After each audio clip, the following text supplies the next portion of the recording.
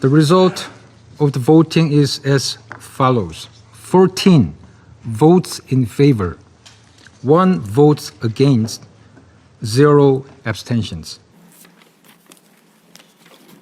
The draft resolution has not been adopted, owing to the negative vote of a permanent member of the Council. U.S. opposition to this resolution will come as no surprise. It fails to condemn Hamas or recognize Israel's right to defend itself, and it wrongly legitimizes the false narratives benefiting Hamas, which have sadly found currency in this Council. So, the United States rejects this unacceptable resolution. It is beyond time that Hamas release every single hostage now and surrender immediately.